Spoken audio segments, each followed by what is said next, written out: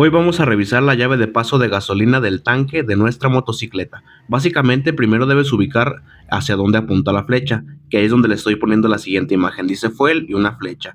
Y en nuestra llave de paso de gasolina debemos ubicar tres figuras importantes. Una es un puntito, una es un vaso lleno y otra es un vaso casi vacío. La flecha apuntando hacia el puntito significa que no hay paso de gasolina, no va a bajar gasolina, tu motocicleta no va a acelerar. La flecha apuntando hacia el vaso casi vacío significa que te estás gastando tu reserva. O sea, sé que si tu motocicleta le entran 12 litros y tienes 2 de reserva, básicamente te estás gastando tus últimos 2 litros.